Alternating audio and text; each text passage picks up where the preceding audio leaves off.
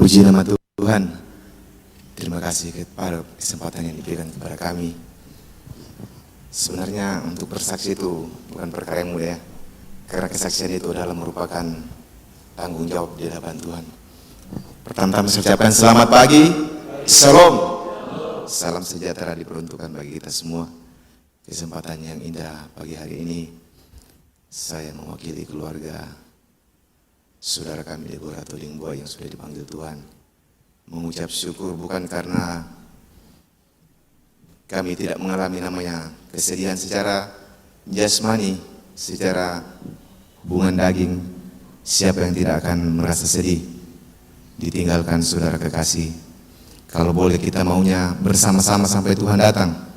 Tetapi itulah rencana manusia. Firman Tuhan mengatakan, rancanganku bukanlah rancanganmu, jalanku bukanlah jalanmu. Sebab itu kami mengucap syukur.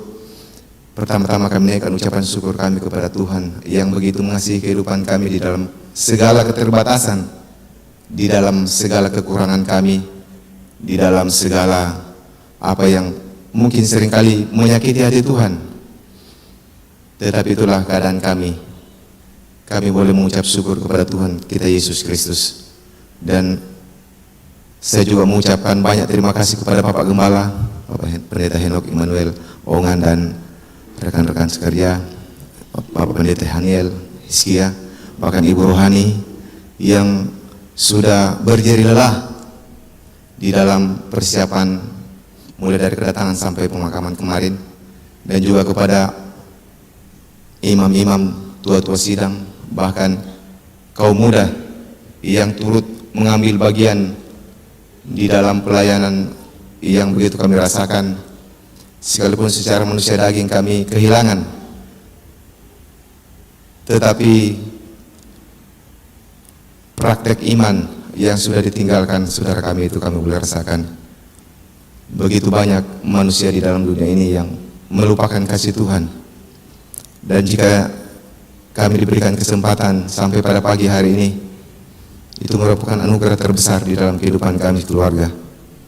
Saudara-saudara kami yang datang dari jauh, dari Toraja, Kalimantan, bahkan yang dari Tol-Toli menyempatkan diri untuk melihat saudara kami untuk dimakamkan dengan layak.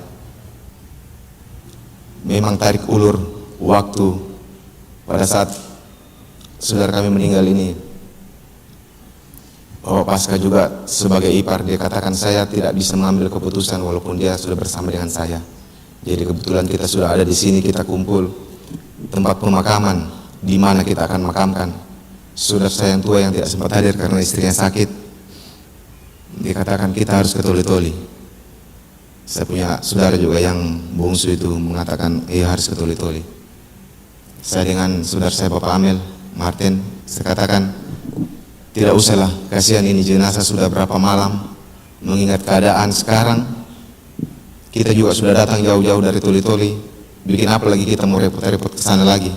Waktu bukan masalah biaya sidang jemaat, tetapi kita lihat kasihan, dia beribadah di tempat ini, melayani di tempat ini, bahkan rekan-rekan kerjanya di sini rindu untuk melihat yang terakhir kalinya.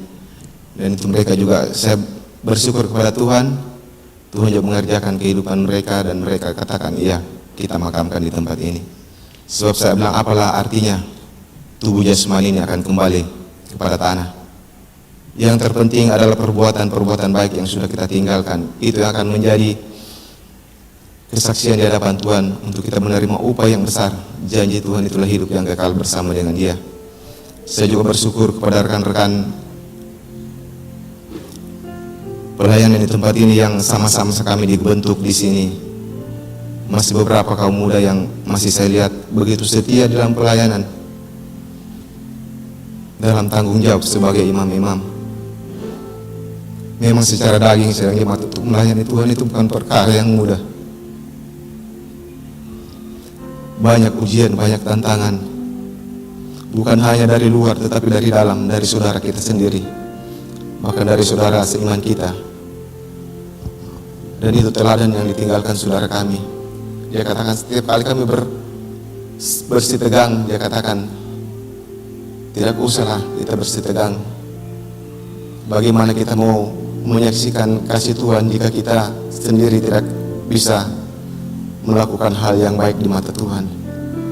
Sebab itu saya sangat bersyukur jika rekan-rekan yang sama-sama kita dibangun di tempat ini oleh almarhum Bapak Pendeta Yohanes Ongan, saya boleh merasakan pemeliharaan Tuhan. Sampai pada saat ini Tuhan begitu luar biasa di dalam kehidupan kami sekeluarga. Di tengah-tengah pergumulan, di tengah-tengah duka cita, saya begitu dikuatkan oleh firman Tuhan, bahwa firman Tuhan itu ya dan amin. Dikatakan di dalam karangan bunga yang dikirim oleh guru-guru sekolah minggu dan anak sekolah minggu, dikatakan sampai kita bertemu di Yerusalem baru. Itu yang menjadi penghiburan di dalam kehidupan saya pribadi. Kita yang masih tinggal ini, yang masih tanda tanya besar, apakah kita masih memiliki hati untuk merindukan Yerusalem yang baru? Mereka yang sudah diistirahatkan, Rasul Paulus mengatakan dia sudah bertanding dengan baik dan dia menyelesaikan dengan baik. Kita yang masih tinggal ini, apakah kita masih mau bertanding sampai pada garis akhir? So firman Tuhan katakan bukan apa yang mulai kita kerjakan yang Tuhan perhitungkan, tetapi pada akhirnya lah Joe yang akan menentukan hidup kita ini masuk di dalam kerajaan surga yang kekal atau masuk di dalam neraka yang kekal. Sama-sama kekal sidang jemaat. Itu yang menjadi suatu kerinduan di dalam hati saya. Saya rindu saudara-saudara saya juga, keluarga, boleh juga diselamatkan, boleh mereka mengenal pengajaran yang besar, pengajaran yang membentuk kehidupan kita semua. Bukan organisasi sidang jemaat, tetapi firman yang setiap kali kita bersekutu dengan dia, kita boleh merasakan hadirat Tuhan.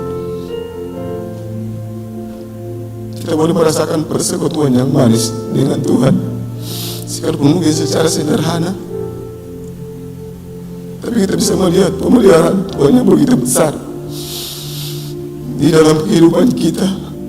Mungkin secara jasmani kita kekurangan, tetapi sukacita yang dikerjakan oleh firman dan Roh Kudus dan tubuh dan darahnya itu yang menguatkan kehidupan kita semua, untuk kita bisa melihat hari depan yang baik, yang cerah, yang Tuhan janjikan bagi kehidupan kita. Dunia ini sementara binasa dengan segala keinginannya sidang jemaat, tetapi firman Tuhan itu kekal sampai selama-lamanya. Firman Tuhan yang mengajar kehidupan kita, mendidik kehidupan kita di dalam segala keterbatasan kita, mengubahkan karakter hidup kita yang seringkali kita bersetegang dengan Tuhan. Mengapa Tuhan terjadi ini? Seperti sidang jemaat mungkin kemarin lihat saudara-saudara kami pada saat penutupan peti, begitu tidak rela mereka untuk melepaskan saudara kami. Tapi saya katakan inilah jalan Tuhan yang terindah bagi kita semua. Dia lebih mengasihi kehidupan kita, bukan kita yang mengasihi dia, tapi dia yang mengasihi terlebih dahulu kehidupan kita. Terus sebabnya saya mengucap syukur kepada Tuhan di akhir hidupnya. Bukan kami yang menceritakan segala pekerjaan yang dikerjakan, tetapi banyak kami dengar dari luar bahwa dia katakan saudara kami ini begitu giat di dalam pelayanan, begitu giat di dalam mengerjakan keselamatannya. Berapa kali saya katakan menikah adik, tapi dia katakan nanti izin Tuhan. Dan itu merupakan suatu pergumulan yang besar dalam kehidupan kami.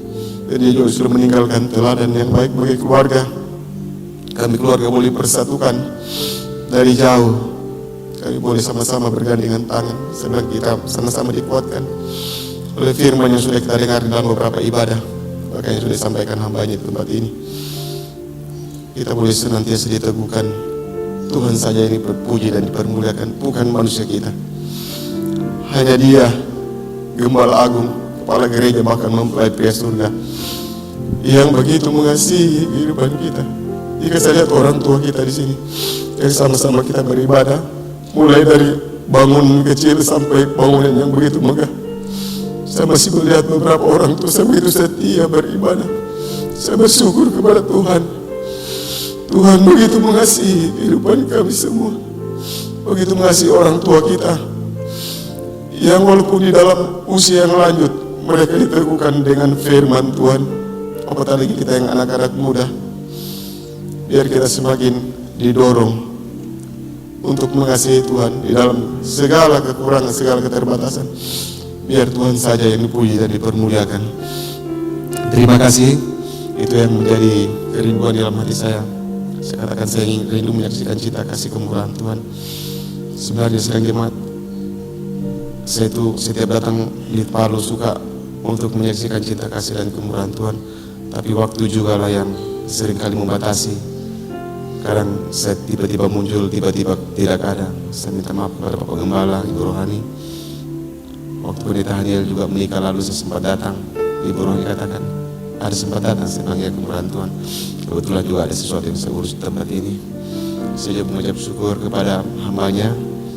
Waktu saya mengambil kendaraan untuk coba berusaha sendiri, hambanya mendoakan.